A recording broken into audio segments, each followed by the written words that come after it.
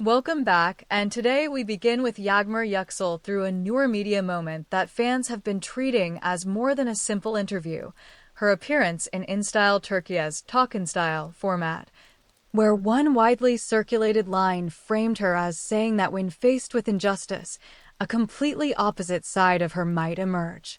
Because the full interview is distributed as video content and fan translations are circulating around it, the safest way to treat this is not as a scandalous declaration, but as a personality clue that fans immediately connected to her public image: soft, elegant, controlled, yet not passive when the subject becomes fairness. Baris Baktas' recent interview image has been shaped differently. His LOM My Conversation emphasized inner growth, discipline, empathy, family, and simplicity, presenting him not as a performer trying to shock the audience, but as someone trying to appear grounded after sudden recognition. That contrast is useful.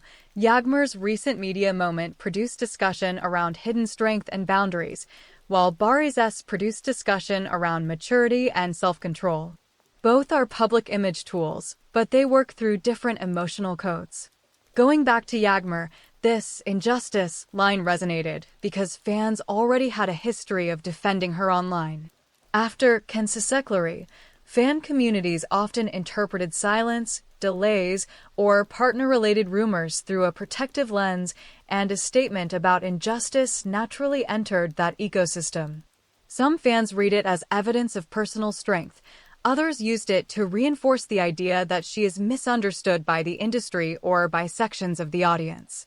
There is no need to invent drama here. The interesting part is how a single interview phrase becomes a container for fan emotion.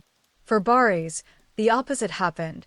Rather than one sharp line becoming a fandom slogan, his interview was absorbed into a broader career narrative about transition.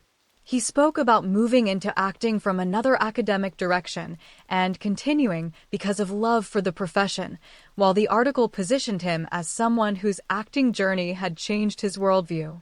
This gives fans less material for conflict, but more material for career interpretation. Baris is not being framed as wounded or wronged, but as someone refining himself through work. Together, these two media portraits show why the Baris-Yagmur conversation remains alive even when they are not in the same project. Yagmur's image currently invites protective, emotional reading. Baris's image invites reinvention and stability reading.